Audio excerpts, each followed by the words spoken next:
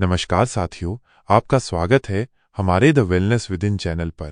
आज का हमारा विषय बहुत ही मज़ेदार है, गुरजीएफ की चौथा आयाम की अवधारणा और विभिन्न आयामों की गहराई से समझ। अगर आपने हमारे चैनल को सब्सक्राइब नहीं किया है तो सब्सक्राइब कर लें और वीडियो पसंद आए तो इसे लाइक व शेयर भी करें। तो आइए शुरू करते हैं साथियों।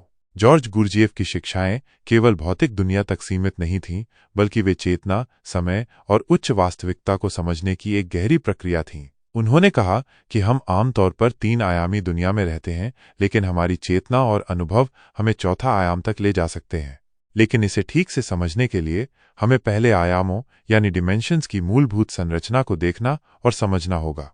पहला आयाम यानी 1D केवल लंबाई। पहला आयाम केवल लंबाई यानी लेंथ को दर्शाता है। इसमें कोई चौड़ाई या गहराई नहीं होती। उदाहरण के लिए, जैसे एक सीधी रेखा या लाइन जो केवल एक ही दिशा में बढ़ सकती है। यदि आप एक बिंदु यानी पॉइंट को किसी दिशा में खींचें तो वो एक रेखा यानी लाइन बना देगा जो पहला आयाम कहलाएगा। 1D या पहले आयाम में रहने वाली कोई भी वस्तु केवल आगे पीछे लेफ्ट राइट ही जा सकती है, उसे ऐसा ही अनुभव होगा। आध्यात्मिक दृष्टिकोण से अगर हम इसे समझें तो गुरजीएफ के अनुसार एक आध्यात्मिक रूप से अचेतन व्यक्ति भी पहले आयाम की तरह सीमित होता है। वो जीवन को सिर्फ एक सीधी रेखा में देखता है, बिना किसी गहराई या व्यापक दृष्टिकोण के। दूसरा आयाम यानी 2D लंबाई और चौड़ाई।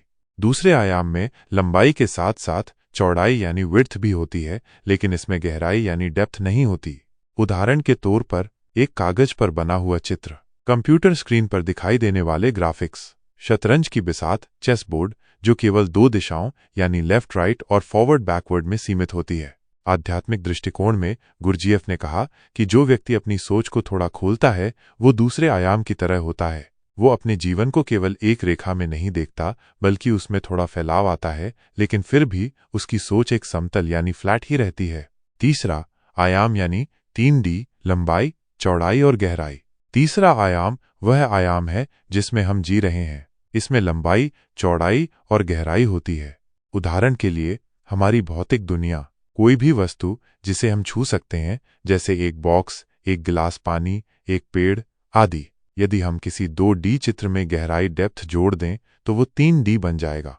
आध्यात्मिक दृष्टिकोण की अगर बात करें तो गुरजीएफ के अनुसार सामान्य मनुष्य तीसरा आयाम में तो रहता है, लेकिन उसकी चेतना सीमित होती है। वो अपने आसपास की दुनिया को देखता और अनुभव करता है, लेकिन उसके पास गहरी समझ नहीं होती। वो केवल भौतिक वास्तविकता यानी फिजिकल रियलिटी में ही रहता है और समय को सीधी रेखा की तरह देखता है, भूतकाल से भविष्य की ओर बढ़ते हुए।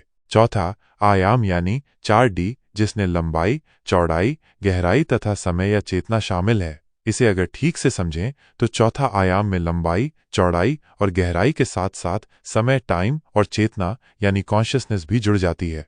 उदाहरण से समझें तो समय यानी टाइम भौतिक रूप से इसे देखा नहीं जा सकता, लेकिन ये हमारी दुनिया को प्रभावित करता है। यदि हम 3D वस्तुओं को समय के माध्यम से देखें तो वे बदलती रहती हैं, जैसे एक फूल का खिलना और मुरझाना। 4D को वैज्ञानिक दृष्टि से समझना कठिन है, लेकिन इसे वास्तविकता के रूप में देखा जा सकता है।